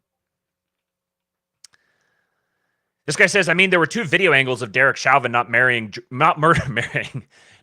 George Floyd, and he was still convicted of every degree of murder. They still seem pretty good at controlling the narrative to me. And he said, this is very true, but there was a big cost to it. That case and that video are out there like navigation hazard for questioning progressives. Every day, some number of people happen upon that footage and ask questions for the first time and pull a thread. And I would also say that as happened with COVID, as happened with Russiagate, as happened with the 2020 election, with every single one of these things, pulling it off requires an expense of a massive amount of political capital. And when they're spending this capital, they're depleting the reserves because they're not generating new political capital. They're spending from their savings account, and that savings account is running out. This guy says, don't believe your lying eyes over and over forever. Insisting on body cams was one of the left's biggest oopsies. Sure, there are some bad cops, but there are many, many more bad perps. And he says one of their most common failure modes is believing their own bullshit. In this case, that body cams would prove the progressive narrative about criminal justice because they thought it was accurate. I think that's a really good point, that these people, they do believe their own bullshit. If you remember the tweet that I did a while back from one of the guys that, I think I might have it here. Hold on. Because this is a great example of the Blue America personality. let's see here. I think I have it in here. Yep, here we go. Okay, I wasn't planning on getting into this, but we're going to do it. Okay, so I've got that ready to go. So we'll just finish this thread up, and then we'll finish on that other thing. It's actually vital that progressives not be seen as individuals. They operate as a team, and they have very clear ways of identifying each other so they can coordinate without direct communication. It is absolutely necessary to hack this. This guy had said, so whilst horrified by police brutality, I support body cams and see reduced liability as a positive thing. Tarring progressives by the statements of individuals is a boring and counterproductive way to discuss life's issues. Boomer. Alexander Kislov. I think this is another powerful mutual. He says, hard to believe that this could have been written by a 40-year-old millennial lawyer that looks like this. This is the guy who wrote that. Kofafianon says, interesting. Composite heterosexual faces and composite gay faces. Physiognomy. Again, another great example of digital physiognomy is that whole thread. So they do have, they operate as a team, and it's mostly subconscious. They just cooperate and work together innately because it's a conspiracy of interest. This is how certain people think. So people who are a certain way naturally come to the certain type of conclusions because they think in a certain type of way. Look at that! It's the sad boy. Oh, hey. What's poppin', man? Oh, not much. What's going on with you? Oh, I'm just, you're dropping in right at the end. No, that's good, because I didn't want to sit here for 2 hours while you just read articles. Yeah. We have a meeting to get to, don't we? We do. Okay, so let me make sure that I covered all that is done. Finished with that thread. Shout out to Kofafianon. So we're not going to watch this whole video, but just to give you an idea, this is one of when, I don't remember if you guys were aware of this when it was happening, but James O'Keefe was pretending to be a gay guy and setting up dates with members of the White House and pretending to be gay with them and just drawing every last little confession possible out of them. So this guy was Charlie Krager, cybersecurity policy analyst in Foreign Affairs. He was really good at it, too. Really nailed the role. Yeah, a little too good. It makes you suspicious. Yeah. So this is a guy, cybersecurity policy analyst in Foreign Affairs, Executive Office of the President. This guy is in the White House. He works in the White House. This is, when we talk about the Biden family, this is the Biden family. This is actually kind of funny to revisit now. This is from January. Given the conversation that's going on right now, we actually might watch a little more of this. We'll see. Let's speed it up. I work for the White House. So you're pretty high up in the government. Yeah, I'm fairly high up. I'm good at keeping secrets, and so I manage 2 federal agencies, the State Department and USAID. So when you say it's like security, yeah, I'm pretty high up. Protecting the network.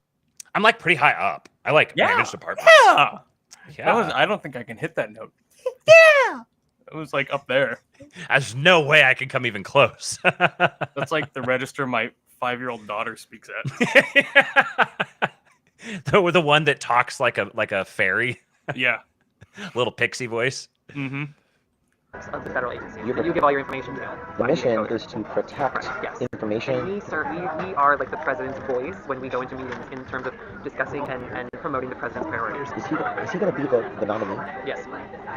And she will be the vice president, not me. Yeah, I don't... There was a debate about removing her from the ticket, but sadly we didn't. She can't keep black staff. They quit on her in mass. She can't keep black staff. They quit on her in mass. So this guy, the absolute flamer, working in the White House, is spilling the tea on the black vice president, the black female vice president, the holy grail of progressive political accomplishments. And this is how he's talking about her behind her back. Isn't it like... It's amazing that James O'Keefe literally just does like the Clark Kent thing. He puts on a sweater vest and some glasses and no one recognizes him. Yeah. It's like Superman. The sweater vest, some glasses, and a little bit of a lisp. And they're just like, oh, you're here because you like me. Which actually does it really well, like just completely pandering to their ego and hitting on them. He's a master of his craft. Uh-huh. Yeah, this is a pretty good example of performance art, I would say. Hmm. All right, let's keep going with this. Yeah, I know. He's got dementia. Yeah, well, he's definitely slowing down. But they know that he has those issues. I think so. They're not willing to say it. Shows it. And, They're not willing to say it publicly. And same thing But with why Kamala not? Harris. She's not popular, but you can't remove the first black lady to be vice president from the goddamn presidential ticket. Like, what kind of message are you going to send to, like, the African-American voter? How would you spin that? People would be like, what the fuck? Like she... You know that this guy, when he actually sees a black person, he gets all kind of like nervous and skittish. He's like, oh my God, there's one. Hi. Yeah, I know. Hi, sir. I know people like that. I've met people like that. I know exactly what you're talking about. Can I pull your chair out for you? Oh, I'm so sorry that you have to live in this country that just mistreats you and doesn't accommodate for all of your shortcomings. I'm so sorry. Yeah, I've got a buddy who's well, these days he's married and grown up a bit, but back in the day he was an aspiring SoundCloud rapper. White little twink from like a nominally Roman Catholic family in the middle of like BFE, Michigan. In any case, there was a little while where he was roommates with a guy on the east side of Lansing, which is just the worst. And they were all, aspiring SoundCloud rappers. In any case, he had a friend from his high school, white BFE, Michigan, who came into town to like buy some weed off him or something like that. And he's describing this to me, and it's like, so my friend is used to hanging out in the hood with hood rats. And, he is kind of trying to embody that because he wants to be a SoundCloud rapper. And this like affluent preppy kid from BFE, Michigan is out there buying weed from him. And he's like standing there really awkward, like, hey guys. And he like won't take his hand off his car door.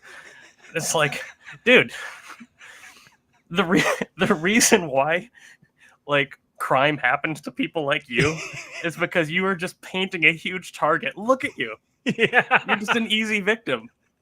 He's like the type of guy that if he's going to go meet a black guy to buy some weed, he like changes into some shitty shoes. Yeah, right. like any of the black people who were living at this place at the time, all they had to do was go up and go, boo. And he would have given him all this money and,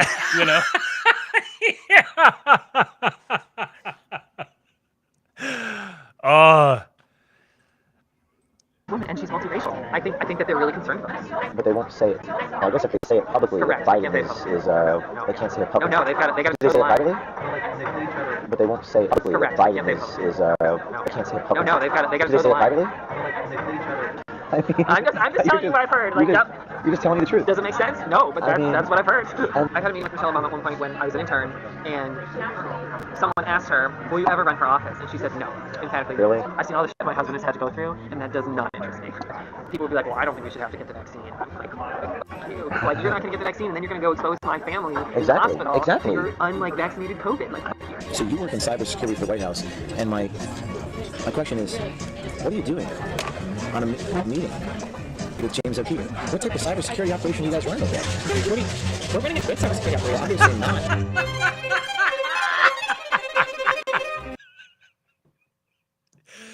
Do you know how much he was enjoying himself in that moment? He got to do the glasses, pull the glasses off. What are you doing? Rip open his meeting? shirt and a giant S is on his chest. Look at the way he turns. What are you doing on a meeting with James O'Keefe? What type of cybersecurity operation turns sideways? We're running a good cybersecurity operation. Obviously not. Shoulder into it. If they say it publicly, Biden is what is this clown show you guys running over at the White House? Videos like these will be brought to you in part by support with funding from the Citizen Journalism Foundation. Now you can make a tax-deductible donation to support citizenjournalismfound.com to learn more. Charlie Krager is a cybersecurity policy analyst and foreign affairs desk officer in the executive office of the White House. He manages 2 federal agencies and for the last 4 years worked at the State Department. He works on the president's priorities, executive orders, is a high-up official, and cybersecurity subject matter expert. I met with him undercover on Sunday, January the 21st with my hair dyed, wearing fake eyeglasses. Not only did he not recognize me, he sang like a bird. His social media, which was scrubbed after my initial meeting with him, says he likes long walks on the beach and diplomatic negotiations. Are you familiar with the Kennedy School at all? Harvard? What about it? Yes, I'm in the executive education program there. Really? So I got a job at State Department. So I essentially started at Georgetown, and I applied at State. I went to Georgetown for my master's, where I studied. Do you think like the do you think after James O'Keefe revealed himself that if he played his cards right, he still could have got laid? Probably. Honestly, probably. I bet this guy would have. I don't know. I don't know. I don't know game when it comes to men. I've never tried. I'm operating from the frame of mind of a man going on a date and what he's thinking about. Like everything about this date is building up to what happens at the end of it. Yeah, right. And once your dick is running the show, like, and then I'm adjusting for the fact that gay guys are just absolute complete degenerates. Yeah, They have no inhibitions whatsoever. So honestly, he probably it would have made it even more scandalous, which would have made it even sexier to him. I don't like thinking about this. No, I'm uncomfortable. security studies program in the School of Foreign Service. So when I was there, I focused on like cybersecurity and technically cyber intelligence. So like the espionage and a spy game that cyber intelligence. You really are James Bond, aren't you? I know, my grandmother likes to be like, he's a spy. My parents are like, you can't say that. Don't say that. Don't say you're a spy. That makes you like a target. God, dude, even listening to this gives me the ick. How easy would it be? Like, so think about how many of these guys there are. And even more, there's women who are in these positions too. Think about how easy it would be to have them be fully compromised by some foreign power. I'll take the ladies. I can do that. And yeah, and never even know it. James O'Keefe. They would never even know it. Like this guy could be a literal Chinese spy, and he wouldn't even know he is. This is how vapid these people are. Mm-hmm. Yeah, but no, I'm not. I work the White House. So I do oversight management, and so my job is to help oversee like responses to cyber incidents and cybersecurity problems. And so I manage 2 federal agencies, the State Department and USAID. So I like have recurring meetings with them where we talk about goals, and we talk about the president's priorities, and like how are they coming on certain executive order deliverables, and like all of this kind of stuff. Charlie says this guy is just talking about the White House like he works at like Amazon or something. You know, like executive order deliverables, and it's like these aren't serious people. It's like they're playing in a sandbox. Like they think they're doing all this really serious stuff, and they're just like, it's like someone has created a little sandbox for them to play in, but they're not actually doing anything. he's responsible for protecting the networks of the federal agencies. So when you say it's like security, like you're protecting the networks of the federal agencies. You give all your information to. That through commerce or everyone? Yeah. So you're protecting the networks. Yes, but I'm not like sitting there coding. Yeah. I'm meeting with like the senior level decision makers, and we're talking about problems. You're doing it at a senior level. Yeah. So the mission is to protect information. That's very impressive. Thanks. Wow, that's cool. That's really cool, Mr. James Bond. Charlie Krager, who works in the executive office so of the White good House, at it. says he's the president's voice, and his mission is to protect networks, promote the president's priorities, work with the Security Council and other parts of the White House. We are like the president's voice when we go into meetings in terms of discussing and promoting the president's priorities. So you're like the enforcer? Kind of, yeah. And the State Department people are more difficult, high maintenance. Why is that? They call me demanding. Why are they more high maintenance in the State Department? Because the State Department has a big ego. So tell me about you. So you went to Rutgers. Yeah, I went to Rutgers. And what did you major in? Well, I majored in journalism, and I designed brochures and pamphlets. I'm very good at it. I'm probably one of the best there is. And I'm also very good at sales. Why do you think you're one of the best at it? 20 years of experience. Okay. But what I do is not as interesting as what you do. That's okay. What you do is a movie, I guess, or something. Charlie Krager, who works in really the good at executive office of the redirecting White House, that back to him. makes his politics crystal clear. And I had several dates where people would be like, well, I don't think we should have to get the vaccine. I'm like, you're not going to get the vaccine, and then you're going to go expose my family in the hospital. Exactly. You're unlike Exactly. Charlie Krager, who works in the executive office of the White House, got to talking about President Joe Biden. Where do you think he got that image? Mm-hmm. He might have posted it on Instagram, but I wonder if that image was texted to him or if he found him on on another site. Krager, who works in Tinder? the executive office of the White House. What's that? Tinder? Yeah, something like that. Security clearance goes bye-bye. I say what I want to know is why he blew his cover with him. Like, what was the point of that? Was this basically just for the the filmography of it to make a really great thing to ensure it goes viral? Or why would you burn yourself on something like that? Well, according to Rip in the chat, I don't know if this is true or if he's just memeing or something, but he says this was like their third date. That would be he's playing hard to getting him to come back and talk more. Yeah, and more. I don't. That's the thing. That's where this like falls apart for me. I do not believe any gay guy is going to the third date. Yeah, no, there's no way. Especially if it hasn't happened yet. Yeah, right. Which calls into question Mr. He says he was O'Keefe's memeing. Okay. Integrity. Oh, okay. Talking about President Joe Biden. I told him I love everything that Joe Biden does, but asked Charlie about Biden's mental fitness. I love everything that Biden is doing. I love his policies. Just witnessing it just looks, it's a bad look. I mean, he can't, struggles to talk. Yes, he's no Barack Obama. Is he going to be the nominee? Yes. And she will be the vice president nominee. Yeah, I don't... There was a debate about removing her from the ticket, but sadly they didn't. I agree with everything Biden's doing. It's just his cognitive ability. Like, I have a grandfather who's 91, and Joe Biden is worse than my grandfather who has dementia. Yeah. You know, he's sort of walking like this, and he's sort of like, and I think that voters are going to look at that, and it's going to hurt us. I think that independents are going to look at that, and they're going to be like, I can't deal with that. But with him, I mean, he's got dementia. Yeah, well, Tommy hasn't clinically yet, No, yeah. but he's definitely slowing down. My question is, are the people, like your colleagues or the White House or whatever, do they get it? Do they know that? I think that they probably do, but no one in modern history has ever said, like, we're not going to re-nominate the president for a second term. That just hasn't happened. Do they know that he has those issues? I think so. They're not willing to say it. Shows it. And, they're not willing to say it publicly. And same thing But with why Kamala not? Harris. She's not popular, but you can't remove the first black lady to be vice president from the goddamn presidential ticket. Like, what kind of message are you going to send to, like, African American voters? So that's the reason why they won't move her. That's what I think. How would you spin that?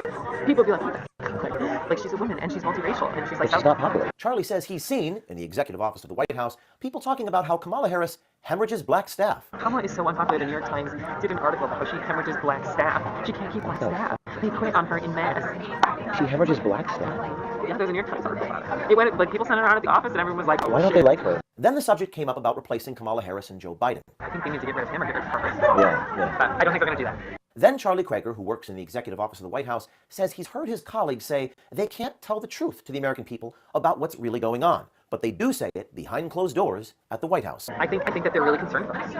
But they won't say it. Well, I guess if they say it publicly, that Correct. Biden they can't say it publicly. No, they've got to Do they toe say the it line. privately? So they know it. They know it. Of course they do. But it's the optics and, like, the scandal, I think they feel wouldn't be worth it. I mean, I'm just telling you what I've heard. Like, you're just telling me the truth. Does it make sense? No, but that's what I've heard. Charlie Krager says he's just telling us what he's heard in the executive office of the White House. I had a meeting with Michelle Obama at one point when I was an intern, and someone asked her, will you ever run for office? And she said no, emphatically. Really? She said, I will never run for office. It does not interest me. I've seen how, like, she said a lot more eloquently, of course, I'm going to say it, but she was like, I've seen all the shit my husband has had to go through, and that does not interest me. I asked Charlie Krager, who works in the executive office of the White House, how is it that a security official in the White House doesn't know he's on a meeting with James O'Keefe and would divulge such secret information to James O'Keefe? So you work in cybersecurity for the White House, and my question is, what are you doing on a meeting with James O'Keefe? And how do you think it looks to the American people that working in the Office of Cybersecurity, you're sitting across the table with James O'Keefe, founder of Project Veritas? Oh, I've heard of that. Yeah, we do undercover investigations into people. What does it look like to the American people that the cybersecurity specialist at the White House is sitting across from the founder of Project Veritas? What type of cybersecurity operation are you guys running over there? We're running a good cybersecurity operation. Well, obviously not, because you're meeting with me. Did you not do your research? Or what is this clown show you guys running over at the White House? Tune in tomorrow for the full reaction of Charlie Krager when I reveal who I am. What we have learned in OMG's undercover investigation. Oh, you guys have been banging in the chat here. He was playing the curious straight guy third date of charm. Deep undercovers. he got the scoop all right. This is what I said to it back then. I said, this video is actually a big deal, if not for the reason that James O'Keefe seems to think. He's showing you what your enemies look like. Affluent, soft, weak, shallow, retarded, incompetent, effeminate, and they completely believe their own bullshit. These are not scheming Machiavellians. They're a collection of naive, insufferable theater kids allied to a bunch of ignorant, indignant, obnoxious, careerist female principal types, leading a pack of token minority pets and dopily following the lead of a boomer country club of stuffy Zionist eggheads who specialize in getting other people to fight for them while strategically retreating. It's taken a long time for people to cotton onto their bullshit because their coordination operates at an almost entirely subconscious level. They've all been carefully cultivated in the soil of academia where they all spent years mastering how to think and act like each other. The academy is like boot camp for managerialists. By definition, those who excelled the most in academic settings are the ones occupying the seats of the civil service after having their own personalities expunged from them.